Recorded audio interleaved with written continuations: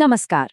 आज के विश्लेषण में हम बात करेंगे हिंदी व्याकरण की उस बुनियाद की जिसके बिना कोई भी बात साफ साफ कहना या लिखना बहुत मुश्किल है। जी हाँ, हम बात कर रहे हैं संज्ञा की। ये कोई सिर्फ रटने वाला रूल नहीं है, बल्कि ये वो तरीका है जिससे हम अपने आसपास की दुनिया को शब्दों में ढालते हैं। तो चलिए शुरुआत एक सवाल से करते हैं। स्क्रीन पर एक खाली जगह है। जरा सोचिए, यहाँ कौन सा एक शब्द आएगा? वो शब्द जो पूरी भाषा को एक सिस्टम में बांधता है। एक पहेली की तरह है ये। क्या हो सकता है वो शब्द? और इसका जवाब है संज्ञा। बिल्कुल, किसी भी व्यक्ति, स्थान, वस्तु, गुण या समूह का नाम ही तो संज्ञा है।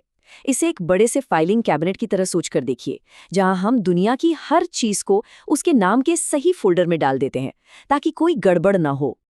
तो अब जब हमारा फाइलिंग कैबिनेट तैयार है तो उसके अंदर दराज यानी फोल्डर्स भी तो चाहिए। संज्ञा के मुख्य तौर पर 5 भेद होते हैं। समझिए कि ये वही 5 बड़े बड़े फोल्डर्स हैं जिनमें हर नाम को आसानी से सॉर्ट किया जा सकता है।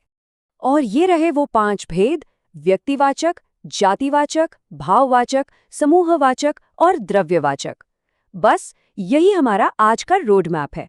चलिए एक एक करके इन सभी फोल्डर्स को खोलते हैं और देखते हैं कि इनके अंदर क्या क्या है।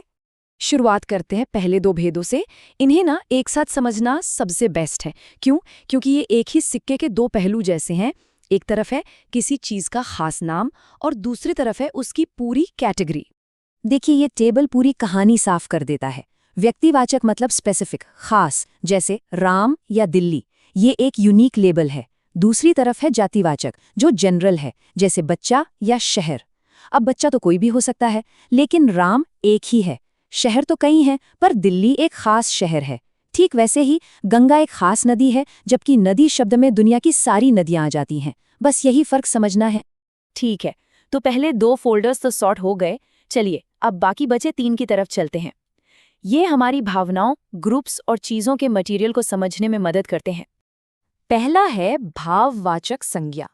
ये उन चीजों के नाम हैं जिन्हें हम सिर्फ महसूस कर सकते हैं, छू नहीं सकते, जैसे ईमानदारी, खुशी या मिठास।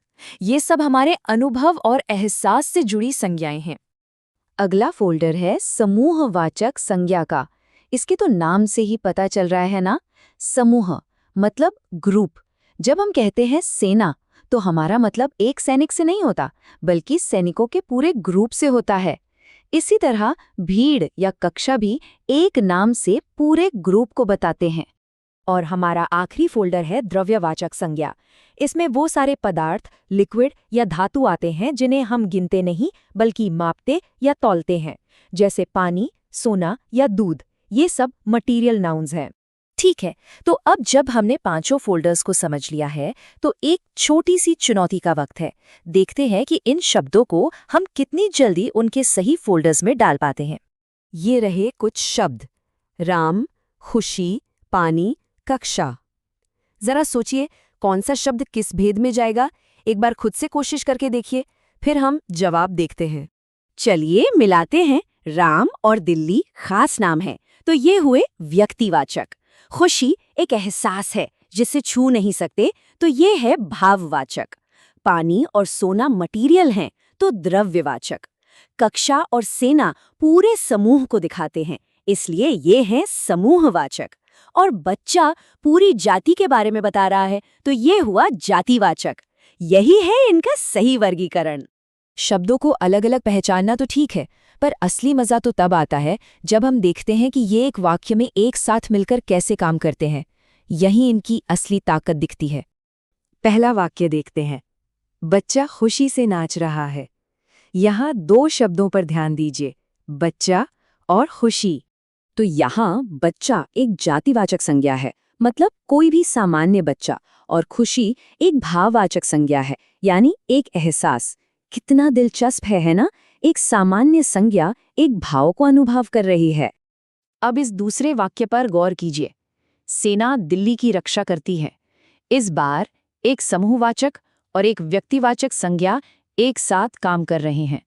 ये बहुत खूबसूरती से काम करता है। सेना, जो कि एक पूरा ग्रुप है, एक काम कर रही है। किसके लिए?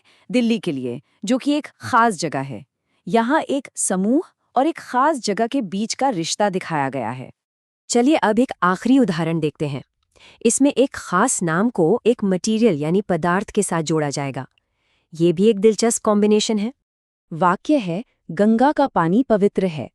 यहाँ गंगा जो एक व्यक्तिवाचक संज्ञा है और पानी जो एक द्रव्यवाचक संज्ञा है, ये मुख्य शब्द हैं। देखिए कैसे एक खास जगह का रिश्ता उसके एक पदार्थ से जोड़ा गया है। तो हमने शुरू कहाँ से किया था? सिर्फ एक शब्द से, संज्ञा से। और अब भाषा को व्यवस्थित करने का एक पूरा सिस्टम समझ में आ गया है।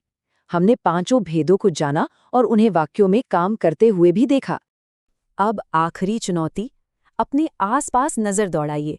जिस कमरे में बैठे हैं, जो चीजें दिख रही हैं, जो एहसास महसूस हो रहे हैं, उनमें से कौन कौन सी संज्ञाएं हैं और उनके भेद क्या हैं, इस पर सोचिएगा जरूर।